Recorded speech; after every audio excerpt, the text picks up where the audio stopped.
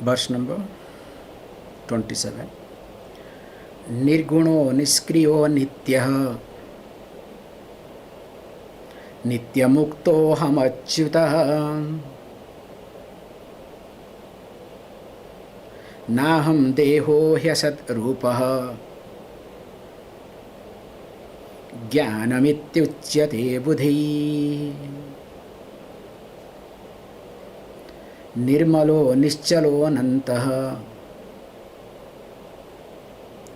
shuddho hamajaro marah naham deho hyasad rupah jnanamityuchyate buddhi. Up to this, we have seen that Atma, Anatma, Viveka. So why this Atma, Anatma, Viveka is being highlighted? As we have been discussing. So the freedom, the moksha that I am looking for is from both types of bondage. So one is called intellectual bondage, other one is called emotional bondage. Generally, people work for emotional bondage. So if you observe all effort that you put, including coming to Vedānta, attending classes, so working on to free yourself from the claws of your emotional bondage. And of course, you know how this emotional bondage comes. So the emotional bondage comes mainly from raga and dvesha. So there is a natural liking, that which is comfortable for you, and there is a natural dislike, what is not comfortable for you. So you like something, you dislike something. So we call that natural liking or disliking, or in short, natural raga dvesha comes from, or we carry forward that raga dvesha from our previous lives. Is it clear? Without any knowledge, you like something. Without any knowledge, you dislike something. That too strong. That means you are carrying forward that from your previous life. And moreover, we do also develop another set of likes and dislikes while exposing ourselves to the society. So that means I have two sets of likes and dislikes. So one is from my previous life, other one I have developed in due course of time. So that means, in short, me is the embodiment of two types of likes and dislikes. And always I struggle in that. So this struggling in the realm of these two types of likes and dislikes is called emotional samsara. Clear? Now, anybody, any sensible person always struggles to free one's own self from this emotional bondage, or you can say emotional samsara. Now the whole effort is to be free from emotional samsara. But what we do, while trying to free ourselves from emotional samsara, we complicate it. Why we complicate? It is exactly like skin disease. When you have a skin disease, any skin disease is called karyam, is the product, the expression externally. But internally, your blood is not purified.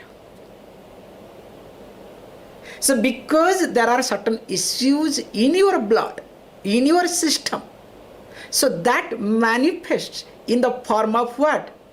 Skin disease. So generally when skin disease you have, what you do?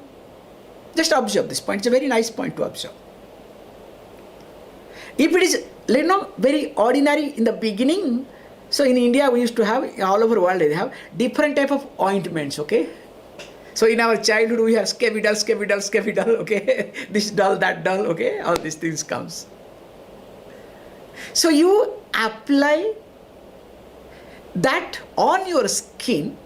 If it is just beginning stages, somehow it suppresses, and your internal problem, if it is rectified, then it goes away.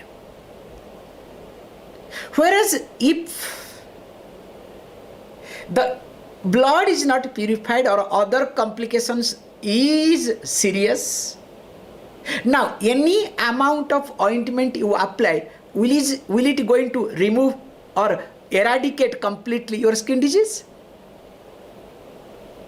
It will subside.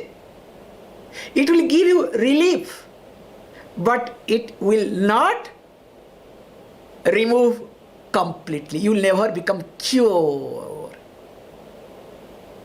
So that's why if you go to any doctor, what they do?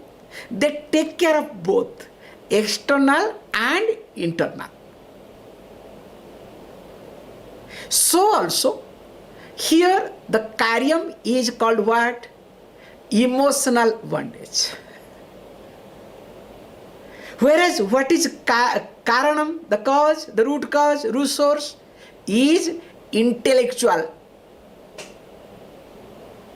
So because of intellectual problem, I have emotional problem. Is it clear? This is very important to understand. Or else you will say, Vedānta is not a cup of my tea. That's why many people come to attend Vedānta, and Vedānta does not work for them because of this reason. Somebody told me very nicely, Swamiji, I am coming to Vedānta. Keep your Vedānta with you. I am not interested. What is the relationship between attending to your class, listening to this, aparokshanubhuti, and my emotional problem? And once in a while you bring the word sadhana chatushtaya sampatti. So what is the relationship? To that person I have to say, no, there is no relationship. I think better I should not have any relationship with you. That is the only relationship, okay? This is not one example. I am just trying to tell you.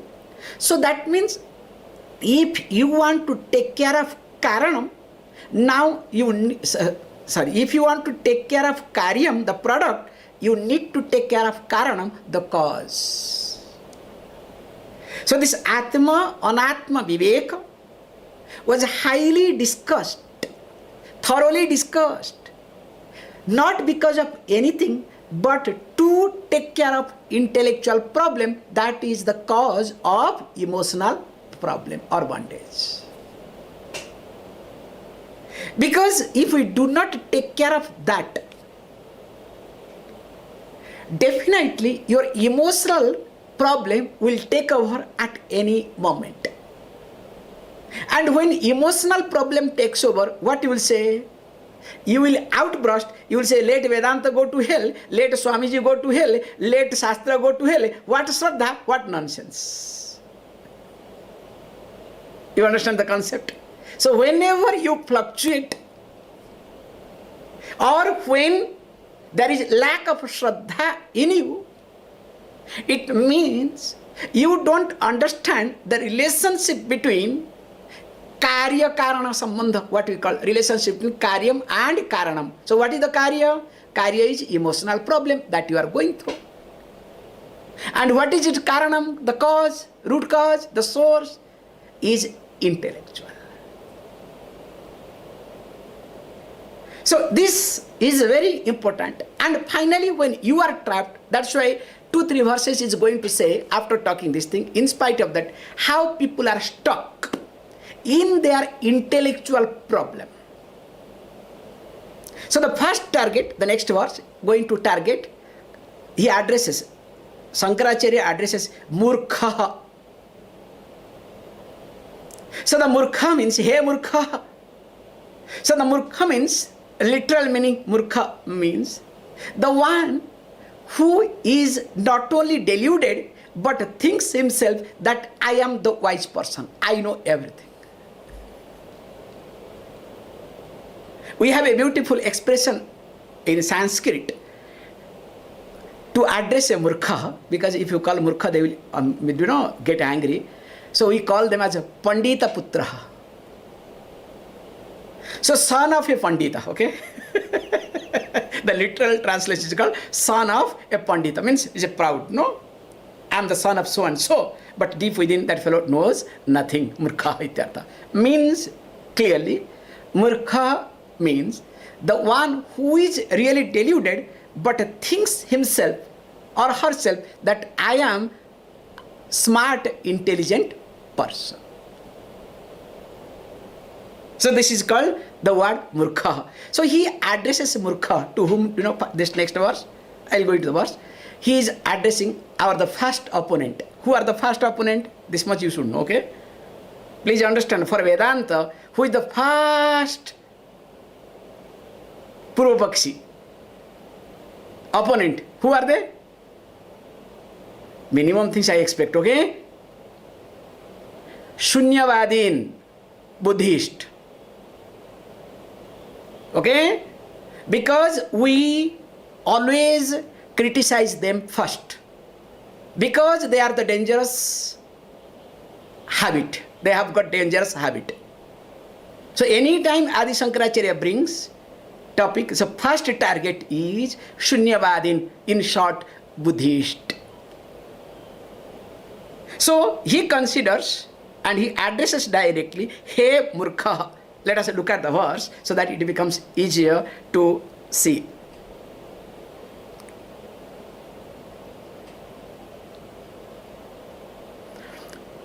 Svadehe śobhanaṁ santam puruṣākhyaṁ ca saṁmatam ke mūrkha śūnyam ātmānaṁ dehātītaṁ karoṣi bhoḥ. So nicely says, look, first he says, bhoḥ mūrkha. So mūrkha means, generally we say, a deluded person but ignorant. So you can use the word, oh ignorant, or one type of arrogance also is there. So addresses, oh deluded person. And what you do here, he says, look, svadehe avasthitam dehātītaṁ, that to śobhanaṁ puruṣākhyaṁ chaiti. So he says, look, that we are discussing about the Atma, about one's own self. It is puruṣākhyaṁ. So when he says it's puruṣākhyaṁ, that means it is called as, known as Puruṣa. So not in colloquial language Puruṣa, okay? So anywhere you go, Puruṣa, Stri, okay? So Puruṣa means male, Stri means female. It's not that Puruṣa. That's why some people have got this problem, you know, this men and women problem, okay? It's a very big problem. Let us not get into. So here he says, look, Puruṣa means Puri Shayanat or Puro Vasati iti Puruṣa. Both. Puro Vasati iti Puri Shayanat va. That which is resides in the body. So that means the me, the Atma, that is in me. So in short, you can say, we have these two concepts called Puruṣa Prakriti. So Prakriti means material, if you want to understand, okay? Easiest way. Prakriti means material. So Puruṣa means that is non-material. So in whose presence the material functions is called Puruṣa. So you can say material or non-material. In fact, sometimes we say Puruṣa Purna iti. So that is called Puruṣa because Purnatvatvā, that which feels. So that is also called Puruṣa. So in short, in Vedānta, Puruṣa is Atma, oneself. But what happens here, even though it is a puruṣākhyaṁ, because generally what happens, there is some confusion. So confusion means why? In Vedānta, in different places, we have this expression of beyond body-mind complex. So when we say beyond body-mind complex, what do you mean by this word beyond? So beyond means that which is away, that which is not a part of me, that which is not connected to me. But we don't understand the real meaning of beyond. I'll give you the example. You are able to see my palm. Now when you see my palm, now the light that falls on my palm, is it part of my hand or beyond my hand?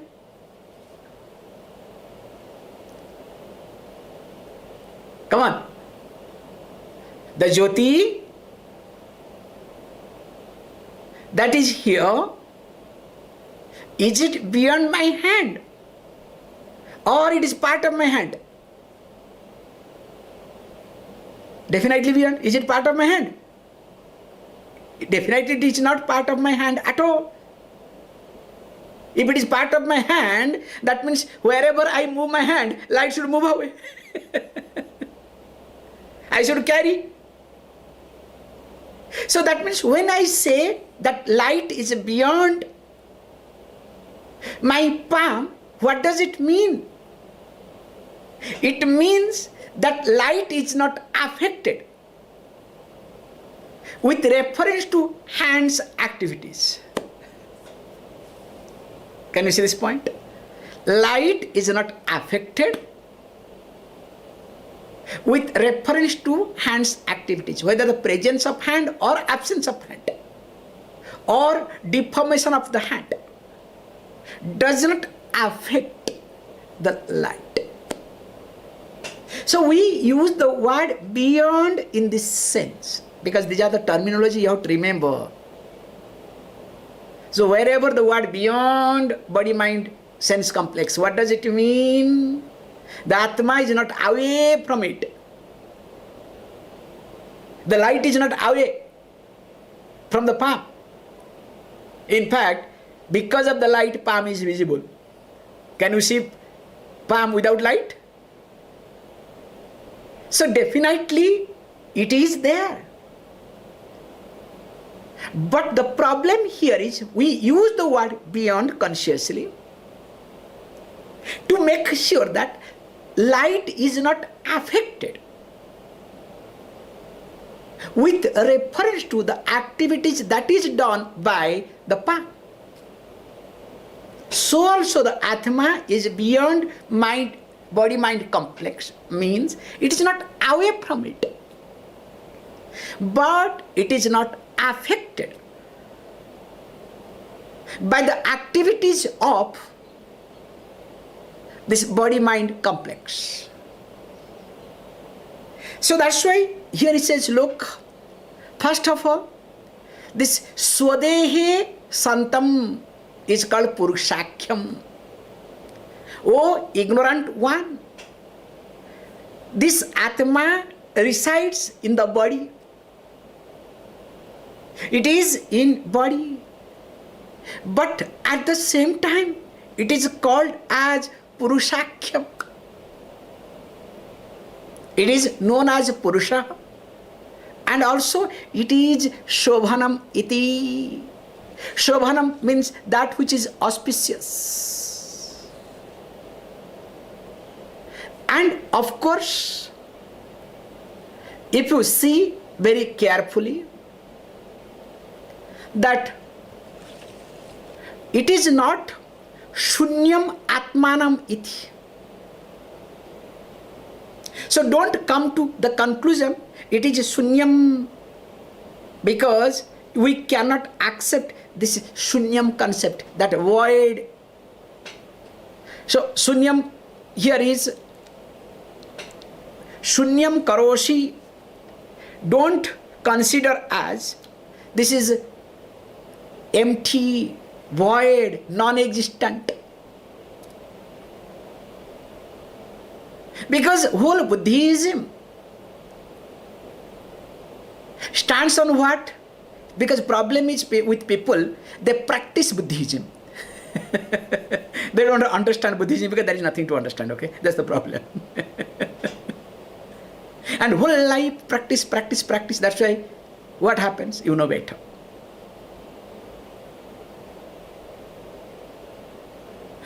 And here we say very carefully,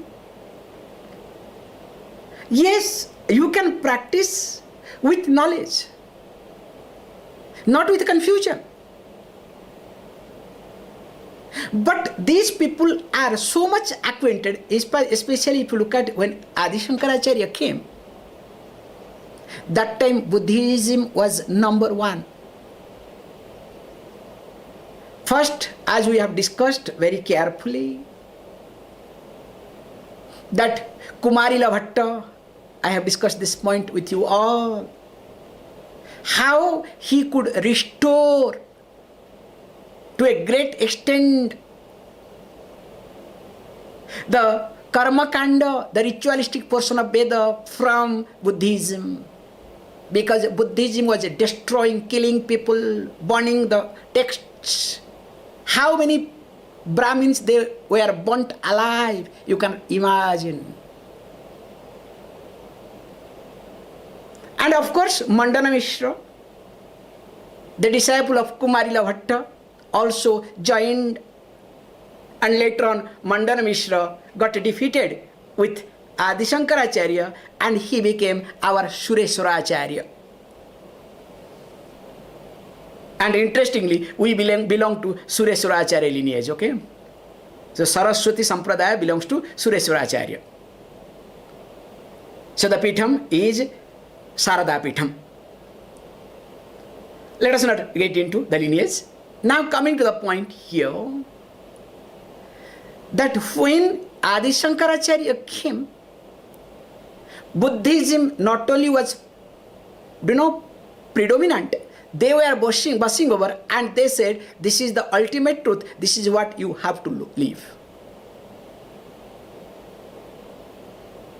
And they never allowed any ritual to happen. What we see in the Puranas, like when Ravana became predominant, when it became strong, did not allow Tadakasura did not allow, any asuras did not allow any Vedic ritual to take place. And whoever does, they used to kill.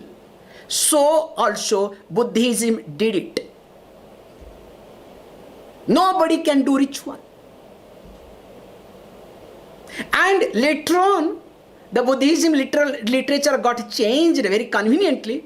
Because there was a Bali, you have to understand this concept, okay? Because nobody taught all this. This is the problem. Because of the Bali sacrifice, so this ritual was being criticized by Buddhism. Please, not that. So animal sacrifice is not right. That's why Buddhism stands for non-violence. Buddhism started with violence, continued with violence. How can you say Buddhism stands for non-violence? The history must be rewritten. In spite of that, if you have Buddhism prema, love for Buddhism, Buddha, wish you all the best. You don't deserve to be in Vedanta class either. That's why any yoga class, any yoga people, please understand, a common yoga person is not fit to be in a Vedanta class. Do you know why? Because any yoga center you go, especially in West or including in India, there will be a Buddha statue. Without Buddha statue, without Buddha photo, yoga is not complete.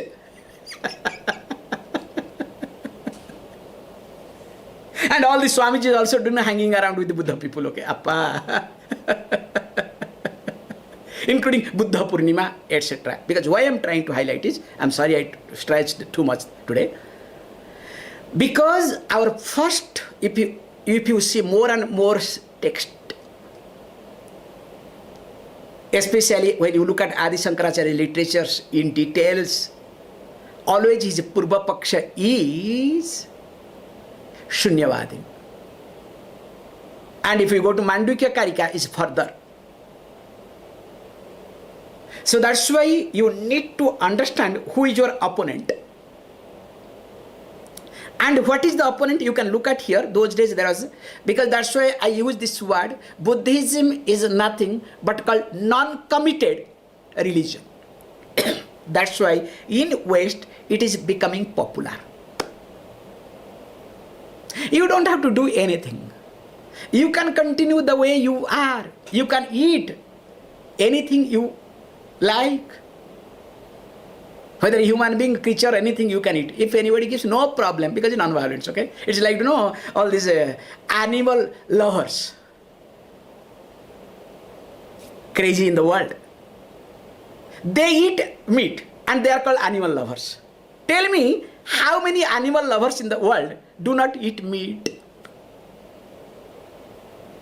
If you eat meat, can you call yourself as animal lover? You are contradicting yourself. And those who are in the forefront called animal lover, they fight for the justice of animal. Most of them are animal eater. Don't say meat eater, okay? Animal eater are called animal lover. How this contradicts? So also here. So Shunyavadin, they are very comfortable. They argue, some of you are still Shunyavadin, okay? That's why I am bringing this point. Conveniently you follow. So conveniently following something is called Shunyavadin attitude. That's why Buddhism fits. If you keep any other idol in yoga center, this is how it becomes popular. Suppose if you keep Ganesh statue, as per the rule, once in a while, at least you have to put some chandanam, okay, kumkumam, if it is removed, okay? If not every day. Once in a while you have to put, supposed to put every day, okay? That's another level. But once in a while it doesn't look nice, so you have to put it. Whereas in a Buddha statue, nothing to be done. And more dirt, more Buddha is in meditation. Deep meditation, you understand? How convenient. And once in a while some incense sticks should be there, so that room should be fragrant. I am removing what you call astral cleanness. What is nonsense astral cleanness? So here he addresses them, he mūrkha iti. Let me not. So he says, look, that kim mūrkha śūnyam ātmānaṁ dehātītaṁ karoṣi bhoḥ. So that which is called Puruṣa, still you don't understand, which is in your body, but you consider that is non-existent. The Atma, that which does not exist. The whole universe has come from non-existence. And again, it will go back to non-existence. So after all, everything is śūnyam, void. So that's why don't worry and practice to void empty your mind. Then what you can say? Wish you all the best.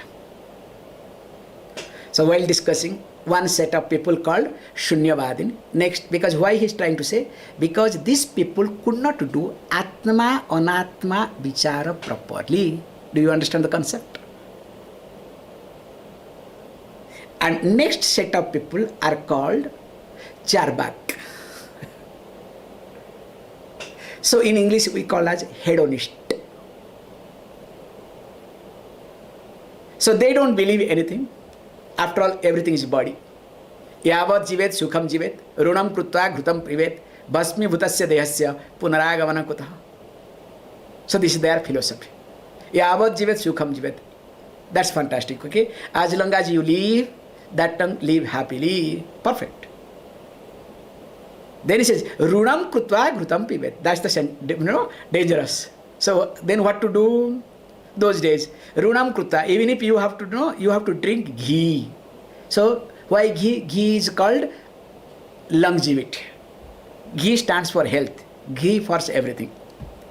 So you need to really consume ghee. But if you don't have money, what to do?